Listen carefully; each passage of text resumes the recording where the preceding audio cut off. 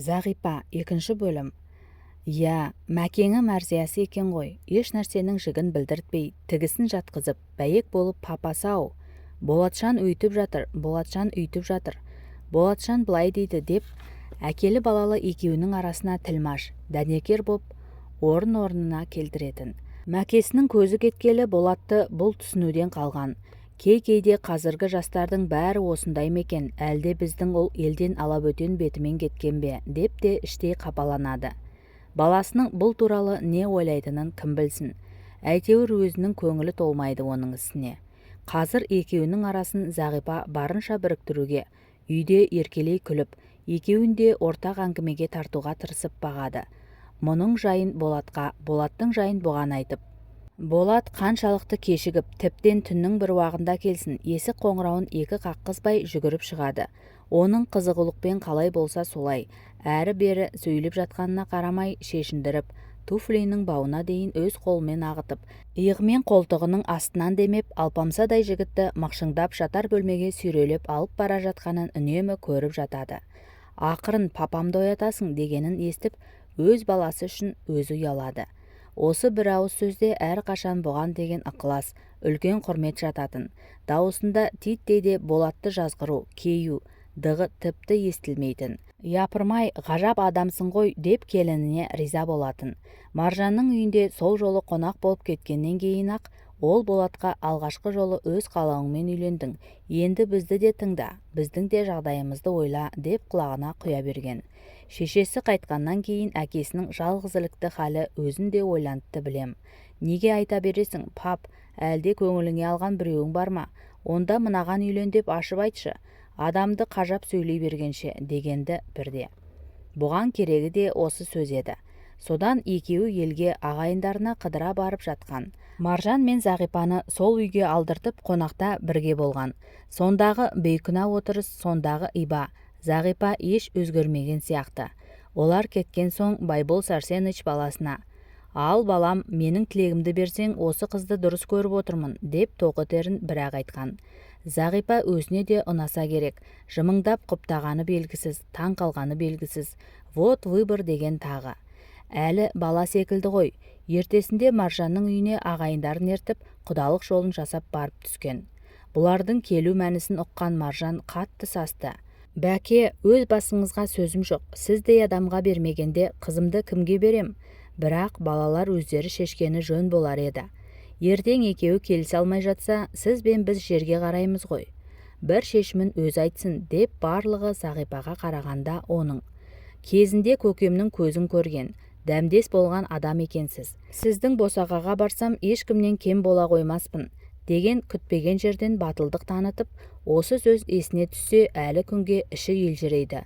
Осы бір ауыз сөзде не де болса тәуекелге тұрған, әке атынан келсе нені де болса қарсалар адамның қалпы барды. Байбол Сәрсенычтың қатты таңғалғаны осы еді. Әкесімен бірге өсіп, бірге қызмет істеп, қатар жүрсе де кезінде жете білмепті. Білмеген емес, мән бермепті. Оның тіршілігінде неге қолы жетіп, неге жетпегенін шынын айтса бұл білетін. Оның адал жан екенін де мойындайтын. Тек сыртқа шығарып айтпағаны болмаса, неге білмесін, білетін. Оның өзінен өткір, қабілетті екенін ол кезде Байбол Сәрсеничта мойындайтын күш болмады. Пендешілікке жеңдірді ме, кім білсін. Оның бүгін баласын көріп отырып еріксіз мойындағандай. Япырмай деп ойлайды ол. Сенің бар қадір қасиетің балаңнан көрінеді екен-ау. Осы жасқа келгенде дейін бір ойламаппын ғой. Енді Зағипаға қарап ойлайтын болып жүр.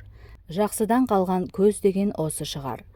Түн ортасына дейін ананы мынаны ермек етіп, күйеуін тосып, келгенде еркелей шешіндіріп, қолындағы қағаздарын алып, оған ананы мынаны сыбырлай айтып жатқанын естіп, Болатты оның соншалықты сыйлайтынына қайран қалғандай. Байбол Сәрсенич бүгінде Зағипаға қарап отырып, мәрзиясын есіне алады. Мәкеңін көріп отырғандай болады. Ол да дәл осылай. Бұл қарта ойнап түнделетіп кешігіп келгенде алаңдап тосып отыратын. Мұның әкесі бірге тұрған жоқ. Сондықтан Зағипа сияқты атам оянып кетеді деп үнсіз қарсы алмайтын. Осы уақытқа дейін қайда жүрсің дейтін үнемі. Ол кез бұл сөз оның жүйкесіне инедей қадалатын. Демде қитыға қалып, қыдырып жүрмін дейтін. Батыр-ау, жөн сөзіңді айтсаң қайтер еді деп үнсіз ас үйге беттеуші еді. Енді бақса осы бір ауыз сөзде бұған деген наз, қамқорлық жатады екен. Күні бойы үйде жалғыз отыратын әйелінің бар мұңын шағатыны да, шерін тарқататыны да өзі болған соң. Бұған сөйлейтінін ол кез біліп бе? Оны бүгінде келінінің Болатқа алаңдағанына қарап біліп жүр. 40 жыл отасқан Мәкеңнің жанын келініне қарап енді ұққандай, енді танығандай, мәрзиясы ашуланғанын, кейігенін сыртқа шығара бермей, нені болса да ішке бүгіп қалатын, ақырын тосатын ұстамды адам еді ғой. Енді ойласа, оған кезінде жылы сөзді де аз айтқан сияқты, жылы ілтифатты да аз көрсеткен сияқты, тіпті есінде жоқ. Кеш келіп ерте жұмысқа кететіні есінде. Әйелі кей-кейде шаруа қамымен тіршілік жайлы айта бастаса, өкіметтің жұмысынан жұқарып жүрген жүйкемді енді сен қажайын дедің бе деп кесіп тастайтын. Шаршағандықтан да емес, жұмыс істеп жатқан жоқсың, бір үйдің шаруасын игере алмағаның ба? Жұрттың келіншектері жұмысын да істейді, баласын да өсіреді, күйеуін де күтеді, ал сен болсаң деген оймен әйелін әйтеуір бір іліп қалғысы келетін. Үнемі ауыра бергеннен соң ба, оған іштей наразы, осақ тырысып отырады екен деген пиғылда қарағаны есіне түсіп, өзінен өзі қысылғандай. Жылына бір рет науқасына байланысты емделуге де өзін жіберетін. Сен іш құрылысын емдейтін жерге, мен жүрекке қажет емі бар жаққа барғанымыз жөн деп шығарып салатын. Сөйтіп жүріп уақыттың қалай өткенін аңғармапты. Мәкеңнің дәм тұзының таусыларын ойламапты. Келінің мен балаңа жалтақтап қарап отырып, мені ізде, таны деп әдейі артқа тастап кеткендей. Қайран Мәкең. Көңілін алаңдатқан түйнек шешіліп ыдырай бастағандай. Кішкене баудың ішін кезіп, әрлі-берлі жүре-жүре аяғы талған шақта үйге қайтуды ойлаған. Япырай, Мәкеңнің бүгін есіме түсе берген несі? Көп болды басына бармағалы, содан бекен. Мәкең табиғатынан қажырлы, көнбіс еді ғой. Ал Зағипа Болаттың еркелігін дәл олай көтере бере ме? Күннен күнге ысылып, ашылып, қала тіршілігіне үйреніп, оң солын аңғарып, игеріп алған соң, 4 қабырғада қамалып қашанғы отырамын. Ұлыңыздың менімен тұрғысы жоқ деп тайып кетсе, жұртқа не бетімен қарамақ. Байбол Сәрсеновичтің санасын сан бөліп ойын алаңдатқан қорқынышы осы ғой. Жоқ, бұл ұлды қалайда тыю керек деген тоқтаммен үйге беттеді. Үйге қайтып келе жатып, Зағипаның балконға шығарып, мұның көрпе жастығын күнге жайып қойғанын көріп, байғұс бала кір жууға кіріскен бе деп қойды іштей. Күншуақта отырған бір топ кемпір мұны көре салып, айтып отырған әңгімелерін үзіп тастап, жапа-тармағай амандасып жатыр. Байбол Сәрсенович, есенсіз бе? Сіздің келін жақсы бала ғой, кездескен сайын айтатындары осы. Бек жақсы, апа деп сызылған ізеті қандай. Күні бойы тыным таппай бір нәрсе істеп жүргені. Өтіп бара жатқанда отырып демалсаңшы десек, қазір папам келеді жұмыстан, шайын әзірлеуім керек деп асығып жүргені. Сізді қандай сыйлайды. Байбол Сәрсенович подъезге кіріп кеткенше кемпірлер мұның келінін соңынан мақтаумен болған. Келінін сонша мақтағанмен біреуі де Болат туралы бір ауыз жылы сөз айтпадау. Япырай, соның ертеңгі кеш ұрттап келетінін біліп, қу кемпірлер ләм демеді мекен. Келсе, айтқандай-ақ Зағипа көбігін аспандатып кір жуып жатыр. Ыстық будан мұрны тершіп, жүзі алаулап, балапан шаштары бұйраланып, маңдайына жабыса қалыпты. Тәте, неге ерте келдіңіз? Мен үй тазалап жатқанда артық адамды жақтырмаймын. Өзі еркелей күліп тұр. Мен саған кедергі бола қоймауға тырысамын. Қазір кабинетке кіріп кетемін ғой. Әлгі мырзаны қайдан жұмсап жібергенсің? Моншаға жібердім. Дұрыс жасаған екенсің. Зағипа-шау, қашан қайтамын? Кірді жудыруға өткіз деп. Тағы өзің жуып жатырсың ғой. 2-3 адамның төсек орнын кісіге жудыру ұят секілді. Ұятты қой. Ол жеке кісі емес, өкіметтің ашып қойған мекемесі ғой. Қолыңнан қол қалмайды ғой, балам-ау. Уақытың артылып бара жатса, кітап оқы, киноға бар, қыдыр. Болат бәрібір мені ешқайда ертіп апармайды ғой. Зағипа сөз арасында жай айта салған. Өзі ыңылдап ән салып жүр, көңілді сияқты. Бірақ әлгі сөзден Байбол Сәрсенович бойы оқыстан селк еткендей, демде іші мұздап қоя берді. Айтып тұрғаны рас. Осы қаладағы ағайын туыстарға қыдыра барғанда болмаса, Болат Зағипаны ешқайда ертіп бармағаны шындық еді. Япырмай, бұл баланы қайтсем екен. Түсте таяу буы бұрқырап, моншадан Болат та келді. Аздап сыра да тартып алса керек, өңі ала бөтен күреңітіп кетіпті. Зағипаның түскі шайына 4 көздері түгел жиналған. Көптен бастарының қосылғаны осы. Қай жерде жүріп жасап үлгергені белгісіз. Қаймаққа бұқтырған қуырдағы дайын тұр. Өзі ерекше жарқын. Атасы екеуі шай ішкенде де көңілді. Барынша жарқылдап отыруға тырысады. Бірақ бір бүйірінде Болаттың орны ойсырап тұратын болса керек. Ал қазір әйтеуір мәз. Болаттың моншадан кейін қарбытып тамақ жегеніне күліп, қайта-қайта үстеп салып отыр. Тең-теңімен деген осау. Ұлының бар қылығын кешірген, оның үйде отырғанына сонша қуанған келініне қарап, бір жағы іші елжірей риза болса, бір жағы өзіне де бір уақыттарда Мәкеңнің де дәл осылай күтіп, дәл осылай қуанатыны есіне түсіп, сағыныштан, өкініштен көкірегі болмашы сырқырағандай. Жұмыс деп күні-түні шапқылап жүруші еді. Бұл командировкадан оралғанда үй ішінен мерекедегідей бір өзгеше қуанышты, сән салтанатты сезетін. Ол кезде оған кім мән беріпті? Осыны ойласа, қазір өзінің қысқа ғұмырында сол сәттер бәлкім ең қадірлі, ең аяулы шақтар боларын қайдан біліпті? Соның бәрін Мәкең өзімен бірге ала кеткендей.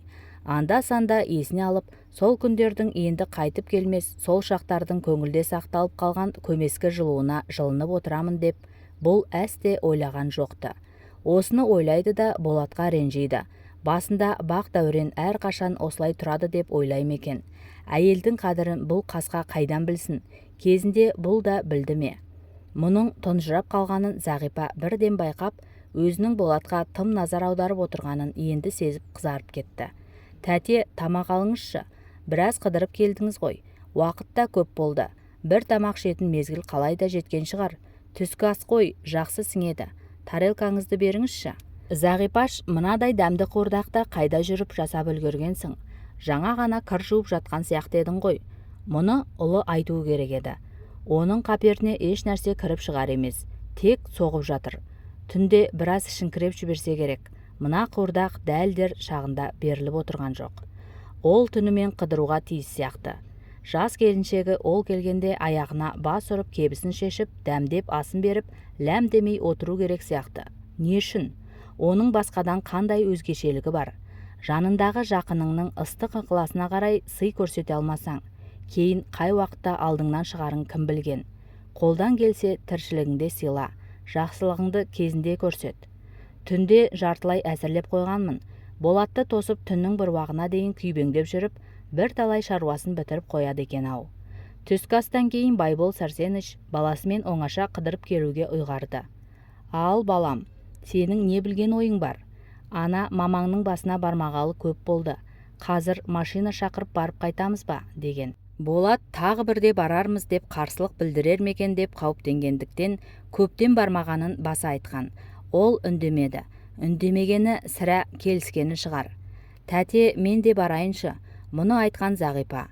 Басқадай уақытта алып барса да болар еді. Бүгін Байбол Сәрсеніч келінін ерткісі келмеді. Оның өз мәнісі бар. Баласымен оңаша сөйлесіп, көптен көкейіндегі топтанған нәрселерді сыртқа шығарып айтпақ. Зағипаш, барғаныңа мен қарсы емеспін, бірақ әйел адамның бейіт басына көп бара бергенін өзім қаламаймын. Бірақ кейін мен өлгенде сенен басқа маған ешкім бармас сірә. Балам, сол күнге өзіңді сақта. Баратын күнің алда әлі. Қойыңызшы тәте, бізді қорқытпай. Жаман айтпай жақсы жоқ. Онда мен Ажар апайға барып қайтамын. Сөйте ғой, менен сәлем айт. Зағипаның қалаға келген күндері күйеуі мен атасынан кейінгі ең алғаш жақын білген адамы Ажар апайы. Келін болып түскеннен соң арада көп уақыт өтпей-ақ атасы оны Ажар апайға ертіп әкелген. Ажар ханым, шақырусыз келгенімізге кешірім сұраймыз, қумассыз деп ойлаймыз. Ол не дегеніңіз, оқай емес. Бек қуаныштымын. Ай, Байбол Сәрсеніч, сіздің де бізді іздейтін күніңіз болады екен-ау. Біздің үйді ұмытпаған екенсіз ғой, деп атасына құрақ ұшқан мол денелі қазақша, татарша араластырып сөйлейтін бәйбіше біраз наз білдірді. Зағипаның өзіне де осы адамның апасымен бір ұқсастығы бардай көзіне жылы ұшыраған. Ажар ханым үйдегі ескі телефон кітапшаларын ақтарып отырып, өзіңіздің адресіңізді әрең тауып келіп отырған жайымыз бұл. Бір-екі рет Мәкеңді әкеп тастаған едім кезінде, ұмытыңқырап қалыппын. Мына бала менің келінім, аты Зағипа. Өте жақсы, Мәкеңнің өзі көре алмай кетті ғой. Ой, несін айтасыз, Мәкең алтын адам еді ғой, әлі күнге дейін түсіме енеді. Көзі тірі болса, Мәкең өзі әкеп таныстырар еді. Оған тағдыр жазбапты. Енді өзім ертіп әкеп отырмын. Осы балаға қаланың тіршілігін игеріп әкеткенше, өзіңіздей адамның көмегі қажет болып тұр. Қандай көркем, әдепті бала. Қарағаны, кейбір қимылдары Мәрзияға ұқсай ма, қалай өзі? Жасырақ кезінде Мәрзия да осындай аққұба, талдырмаш еді ғой. Кейінгі жылдары науқас қажытып кетті емес пе, көрінеу көзге. Келініңіз Байбол Сарсенович, тва, өте әсем, нәзік бала екен. Қайын енесіне ұқсаған келін жақсы болады деуші еді үлкендер. Бізден қандай көмек керек? Көйлек көншек тіккізу дегенде сөз болып па? Мәкеңе қалай қарасам, бұл балаға да солай қараймын. Қуыршақша киіндіріп қояйын. Ертең өз келініңізді өзіңіз танымай қалып жүрмеңіз. Тек қана ол емес, Мәкең аузының суы құрып, сіздей асқа қылап, бапта ел көрмедім деп кезінде айтып отырушы еді. Сол өнеріңізді де балама үйретерсіз. Ұқтым, Байбол Сарсенович, ұқтым. Ажар апай істің байыбына енді барғандай басын шұлғып отырып қалған. Өзінің үйренейін деген ниеті болса, бірінші класс хозяйка етіп шығарайын. Жұмыс істемейді ғой.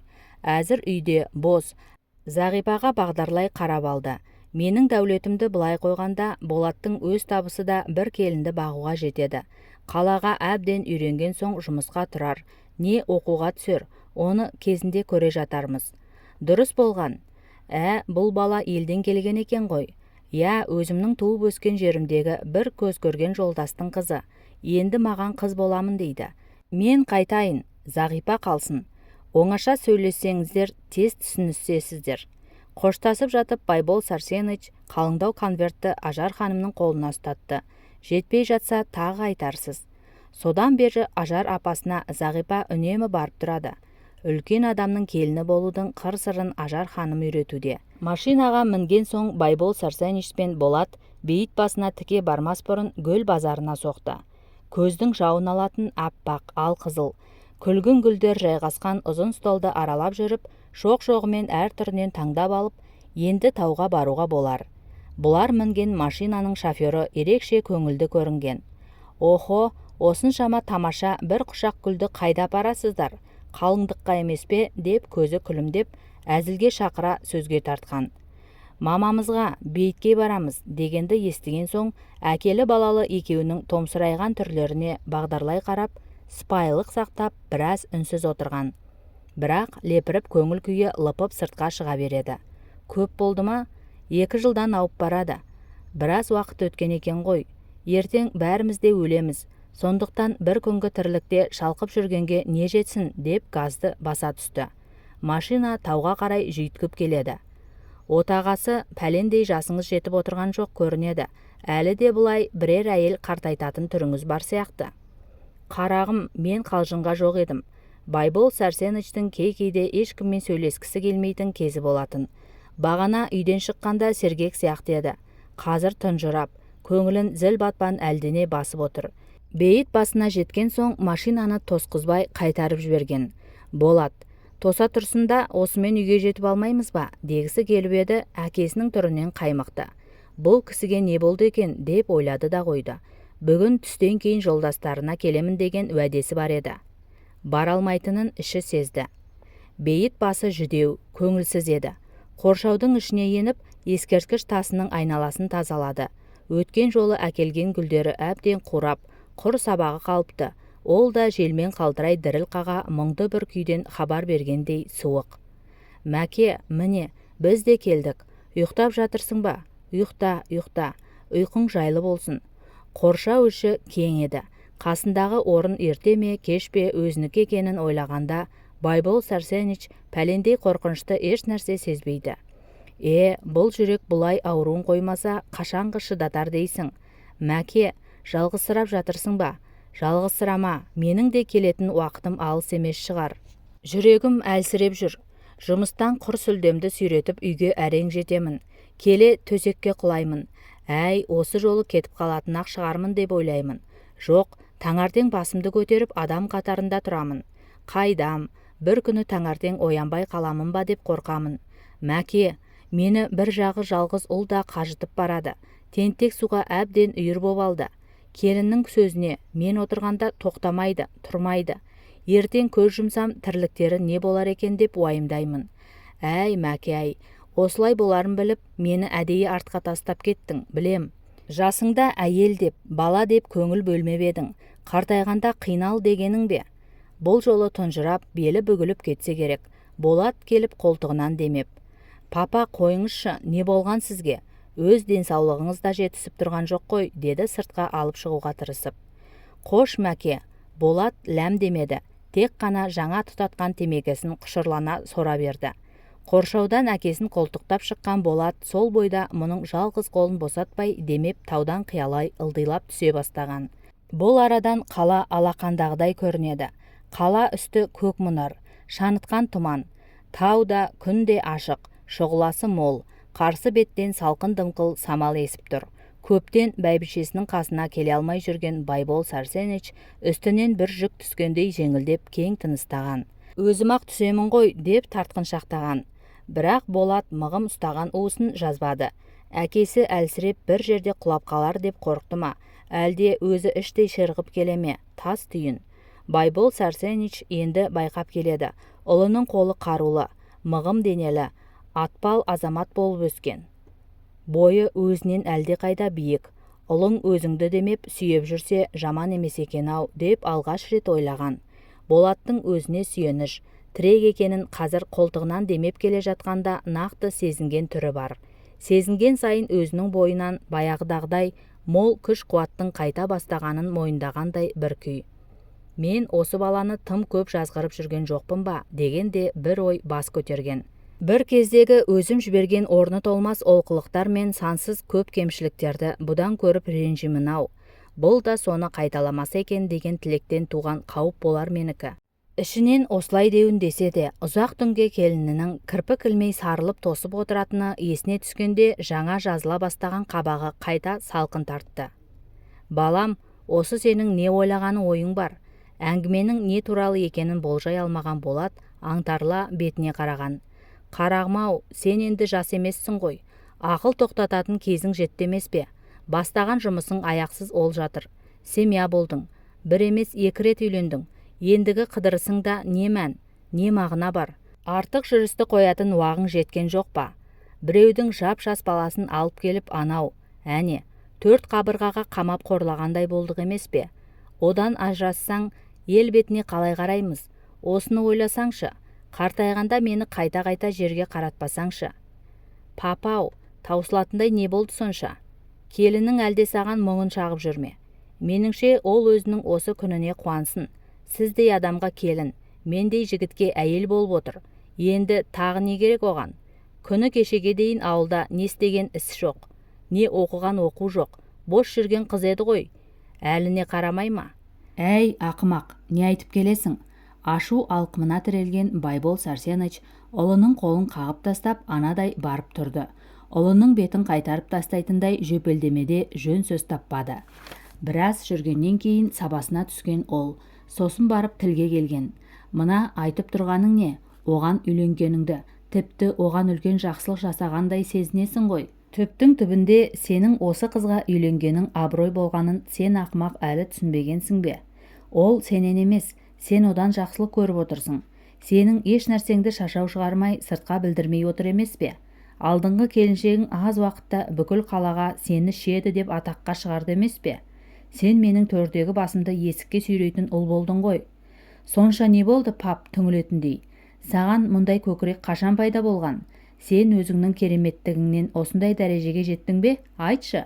Алда-жалда мен қызметтен босап қалсам, не ертерек көз жұмып кетсем, сенің де күнің қандай боларын мен дәл қазір білмеймін. Көзім жетпейді. Зағипа сияқты өзінің жастығына қарамай, бір үйлі жанға шуақ болып, жылу беріп айналаңа адамдарды үйірілтіп отыру тап мына сенің қолыңнан келмес еді. Бұл анық қой. Неге пап? Әзір сіз барсыз ғой, жағдайымыз жақсы. Сіз тұрғанда бәрі мені сыйлайды.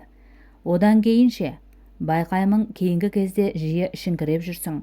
Қаншама ерке, қаншама келеңсіз болғанда да ер азаматтың өзінің орнын, бағыт-бағдарын айқындайтын шағына жеттің. Әйтеуір қалайда қорға деп алдыңа көзсіз мақсат қоймаймын. Бірақ жұмысың жақсы, тақырыбыңның келешегі мол. Неге бел шешіп кіріспеске?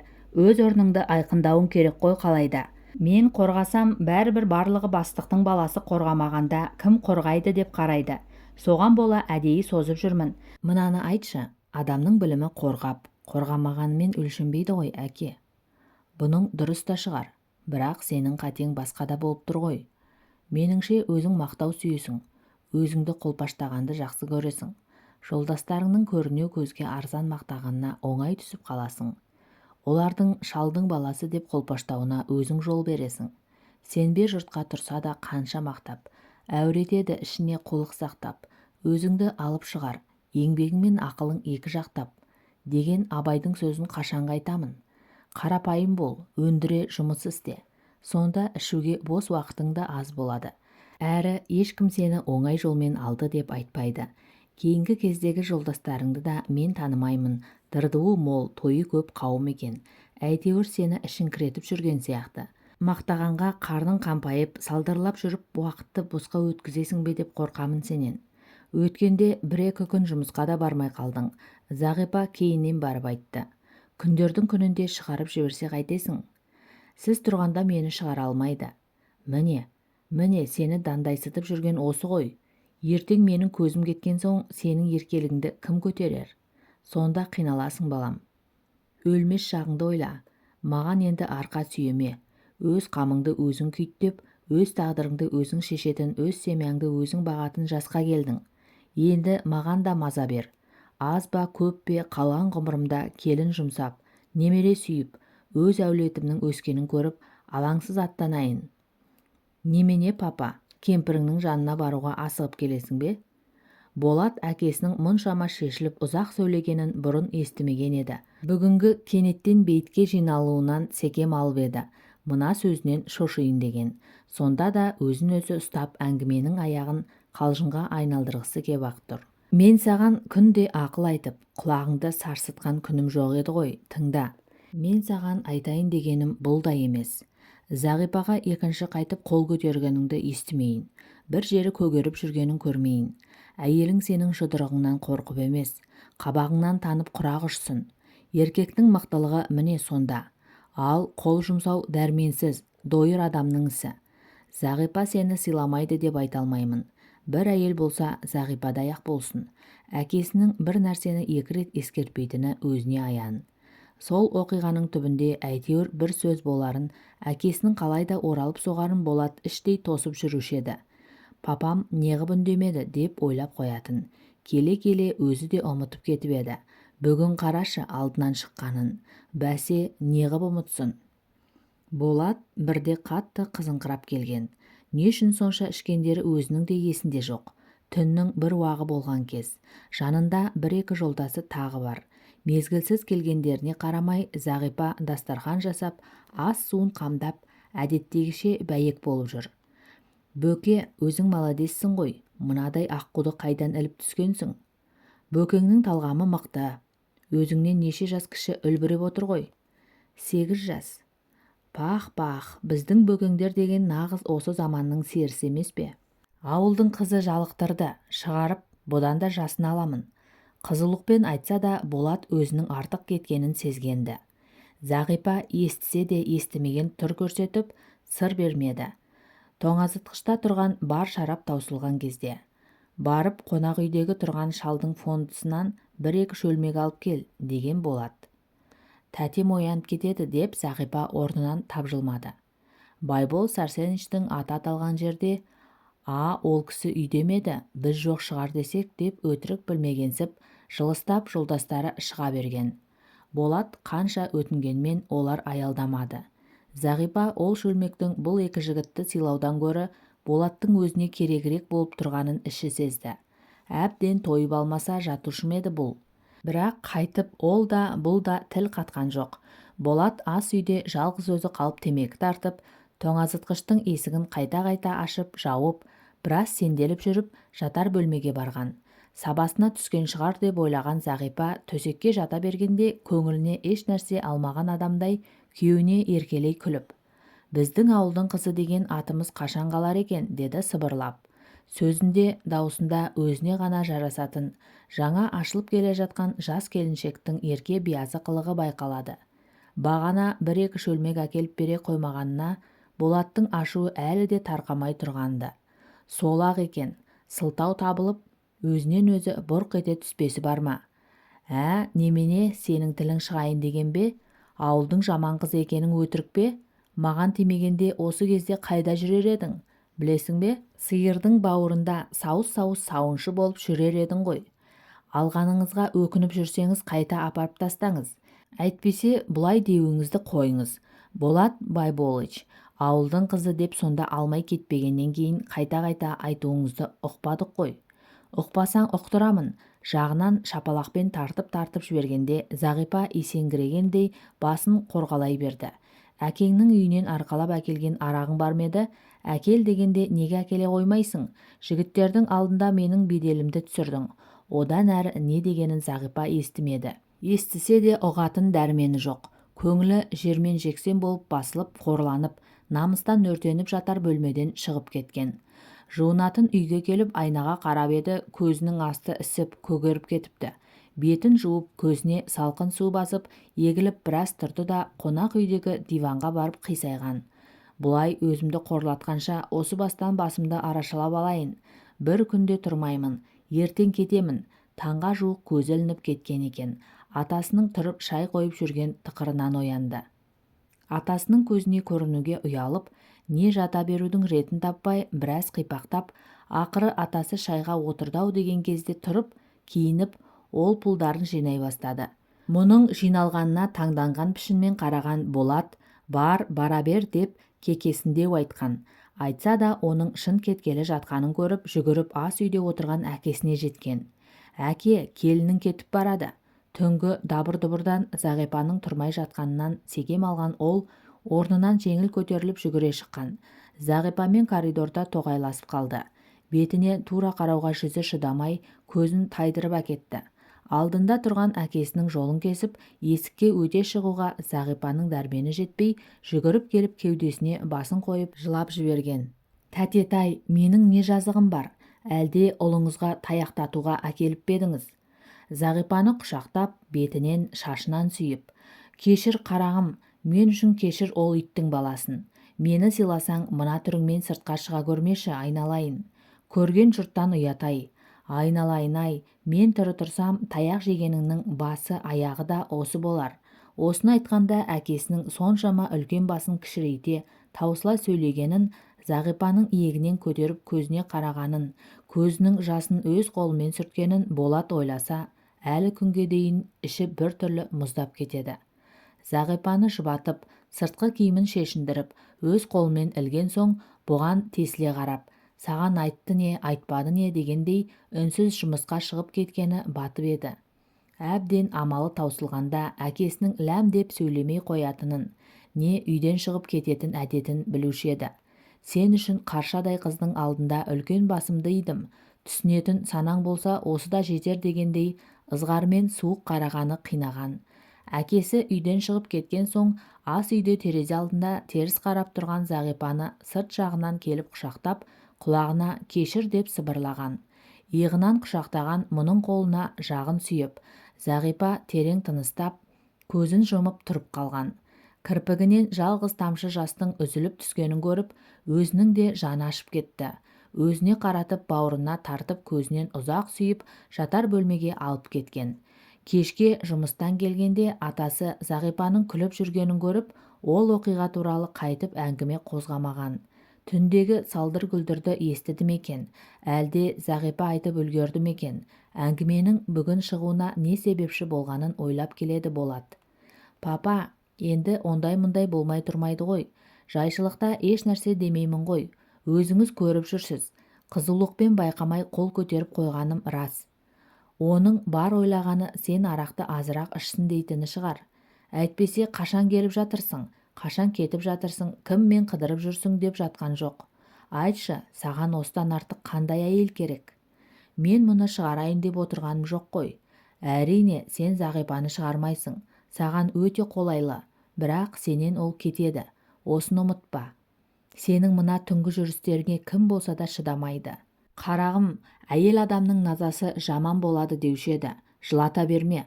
Өзің байқайсың ба, кейінгі кезде Зағипа тіпті ажарланып, ашылып келе жатыр. Жанынан өткенде кім де болса мойын бұрып сұқтанып қарамай қалмайды. Я, оны байқап жүрмін. Байқасаң сол ендеше. Көңілін қалдыра берсең суып кетуі оп-оңай. Әйелдер құлағымен есту арқылы жақсы көреді деген орыс халқында мақал бар. Әйел адамға кейде аялы алақан, жылы сөзден басқа еш нәрсе керек емес. Көңілі қапаланып, жабырқап, жалғызсырап жүрген кезде бір ауыз жылы сөзге алданып, біреулердің ырқына түсіп кетуі ғажап емес. Сен осы жағын ойладың ба? Мұны естігенде Болаттың іші солқ етіп, Зағипаны үлбіретіп әлдекімдер қолынан жетектеп еркелетіп, ертіп бара жатқандай кинофильмдердегі баяулатылған кадрлардай көзіне елестеп кетті. Айтарының бәрін сарқа айтқан Байбол Сарсеныч бойы жеңілдеп, ширыға адымдап келе жатты. Содан үйге жеткенше екеуі де ләм демеді. Есікті Зағипа жүгіріп келіп жайраңдай күліп ашты. Туй, осынша көп жүрдіңіздер ғой, мен тіпті қорқайын дедім. Өзі үстіне бұрын бұлар байқамаған жаңа көйлек киіп алыпты. Ажарын ашып құлпырып кеткен. Бұлардың өзіне қарағанын сезіп көйлегін көрсетіп жатыр. Сіздерге көрсетіп байғазы сұрайын деп бағана Ажар апайдан әкелісімен киіп алып едім. Әлі тосып отырмын. Ыңғайсыз екен, бір жаққа баратындай сықиып киініп алған. Көйлегің тозғақ, ғұмырың ұзақ болсын. Байбол Сарсеныч қалтасына қолын салып, ілінгенін келінінің қалтасына қыстырып бетінен сүйді. Ал сіз ше, Болат Байболыч жолдас, не бересіз? Өзі күліп тұр. Атасының атын атаған сендей келінді кім көрген? Болат та қалтасынан бір-екі қағаз алып, келіншегіне ұстатып, мұрнынан қысып қойды. Бүгін менен бай адам жоқ. Мұны қайтсем екен? Ажар апайдан кешірек келіп қалып, тамақ істеген жоқ едім. Бірақ түстегі қуырдақтан қалған бар. Ой, қойыңыздаршы, одан да осы байғазыма мен сіздерді ресторанға апарайын. Папа, мына келініңіз не айтып тұр? Айтамын ғой, сіз әбден еркелетіп жібердіңіз деп. Несі бар, барсақ барайық. Баруға немене, Зағипа екеуміз тұрмаймыз ба? Әлде ресторан біткеннің бәрін сен жалғыз жайлауың керек пе? Бар, киім ауыстыр. Зағипаш, сен осы көйлегіңмен жүргенің жөн шығар. Музыкадан алыстау шеткерірек столға кеп отырған бұларға басында ешкімде назар аудармаған сияқты еді. Бірте-бірте келіп амандасушылар көбейген. Бәріне де Байбол Сарсеныч алдымен Зағипаны келінім деп ерекше мақтанышпен таныстырып отырды. Олардың бәрі де айналып келіп, Зағипаның қолынан сүйіп құрмет көрсетіп жатыр. Байбол Сарсеныч көзінің астымен ұлына қарап қояды. Ол да Зағипаны сыйлап ас салып беріп ыждағаттық болып отыр. Папау, мені де бұлай болашақ ғылым кандидаты деп таныстырсаңшы. Сенің менің ұлым екеніңді жарты қала біледі емес пе? Зағипашты таныстыру керек. Алдарындағы асты жеп болған соң Байбол Сарсеныч тосын әңгіме бастаған. Зағипаш, қарағым, қалаға үйрендің, үйді ұстауды, біздерді еркекті күтуді меңгердің. Енді қашанғы үйде отырасың? Ішің деп сатын шығар. Жұмысқа тұр. Қалаған жерің, көңіліңе алған оқуың болса, оны айт. Күзде мүмкін оқуға документ тапсырарсың. Ойланайын тәте, Зағипа осындай әңгіменің түбінде бір боларын іші сезетін. Сезіп қана қоймай, атасына іштей сенетін. Мені 4 қабырғаға қамап қоюға әкелген жоқ қой, деп ойлайтын. Өзіміз оқытамыз деген апасына берген уәдесі тағы бар. Оны ұмытпаса керек еді. Тәте, менің дәрігер болғым келеді. Көкемнің арманы сол еді ғой. Соны орындасам деймін. Бірақ Зағипа ар жағын айтпай мүдіріп қалды. Атаң екеуің тым алысқа шырқап кеттіңдер ғой. Ендеше несі бар? Дайындал. Негізгі пәндерден қосымша сабақ беретін 2-3 мұғаліммен үйге келіп тұруға өзім келісейін. Тек жалқауланбай оқитын бол. Біз қайтеміз. Қайтушы едің, медицина институты деген осы қалада бар емес пе? Біз жұмысқа кеткенде бұл да сабағына барады. Бар айырмашылығы сол ғой. Емтихан уақытында үй тірлігіне үлгермей жатса, кезінде көрерміз. Ажар апайды көмекке шақырармыз. Бұлар рестораннан шыққанда түннің бір уағы болған еді. Үшеуі ақырын аяңдап келеді. Екеуі шетте, Зағипа ортада. Тәтеші, Болатшы деп ананы бір, мынаны бір айтып мәз. Байбол Сарсеныч бірін естіп, бірін естімейді. Адамды қуантудан игі іс. Сол қуанышты көруден артық рахат жоқ шығар деп ойлады қазір ол. Әлгінде Зағипаның оқисың дегенде жүзіне ойнап шыға келген қуанышты күлкі бұрынғы күлкілерден мүлде басқа, мүлде өзгеше еді. Әке аманатын орындайтын шақ жақындап қалғанын сезіп, қуаныштан жүрегі аттай тулағанын айтпай-ақ біліп келеді қазір. Шешесі байқұс қызы дәрігер болып шықса, бүкіл ауданға той жасайтыны даусыз. Байбол Сарсеновичтің не абыройы аспанға бір көтерілер еді. Бәлкім, Зағипаның әкесінің аруағы алдындағы қарыздан да сөйтіп құтылар. Соғыстан кейінгі жылдары Зағипаның әкесімен ауданда қызметті бірге бастағанды. Бұл аудандық оқу бөлімінде, ол басқа орында басшы қызметте болған. Тізе қосып талай жыл бірге жүрді. Өте бетті, өткір адам еді. Бетің бар, жүзің бар демей тура айтып тастап қарап отыратын. Сол мінезі кейбіреулерге ұнамай шалғай ауылға мектеп директоры етіп жылжытып жібергенде бұл екіұдай күйге түскен. Содан қайтып көтеріле алмады ғой. Араға біраз жыл түскен соң Байбол Сарсеновичтің ол арадан суырып алып, басқа жоғарырақ жерлерге орналастыру қолынан келетін. Талай рет тәуір деген орындарға адам іздегенде көкейінде тұрды да, бірақ түсініксіз себептермен іске асыра алмап еді. Келе-келе көзден кетсе, көңілден де кетеді дегендей, тіпті есінен де шығып кетіпті. Әлде жасырақ кезде адам менменшіл, алдартын ойламайтын бір беткей бола-ма? Кезінде осы адамға неге көмектеспегеніне өзі әлі түсінбейді. Мүмкін біреулерден қаймыққан шығар. Мүмкін жасырақ кезде өзім шыққан тауым биік болсын деген пендешіліктен бұл да құралақан еместі. Сол өзімшілдігі жеңген шығар. Солай, оның іскерлігін, алаулаған жалынын, қабілетін білетін, бұл кезінде қиянат болғанын іштей сезетін. Өзі қандай таза болса, артында өзінен де мөлдір, адал, иман жүзді балалары қалыпты. Тіршіліктің қатал заңы да. Кезінде әкесін мойындамасаң, баласын көріп еріксіз мойындауға тура келер. Әрине, ол қиянат көрдім деген жоқ. Бір нәрседен ағат бастым. Не өз орным осы шығар деген сеніммен қабылдаған. Берген жұмысты жан тәнімен атқарып жүре берген. Ол өзіне, өз ісінің ақтығына іштей сенетін. Шындық, әділдік үшін жанын үзіп беруге барды. Сол сенім балаларына да ауысыпты. Зағипаның әлгіндегі сөзінен осыны ұқты. Үйге келген соң тағы бір шай ішіп, әрқайсысы өз бөлмесіне тараған. Байбол Сарсеновичтің бас жағындағы кішкене шамын жағып, газет оқып барып ұйықтау әдеті. Жатқаннан кейін көпке дейін Зағипаның сыңғыр-сыңғыр күлкісі, оған ара-тұра Болаттың күңгір-күңгір даусы қосыла естіліп тұрды. Сөйтіп жатып көзі ілініп кетіпті. Түс көріп жатыр екен. Түсінде алтын кездік ұстап жүр. Оянып кетіп айналасын сипалап еді, қолына әлгінде оқып жатқан газеті ілінді. Түсі екенін сонда білді. Япырмай-а, кездік еркек бала деуші еді. Неге кірді екен түсіме? Деп аунап түсіп, шамын сөндіріп жатты. Әңгіменің соңы авторы Шәрбәну Бейсенова. Қазақша арнаны қолдап, лайк басып пікір қалдырып отырыңыздар. Назарларыңызға рахмет.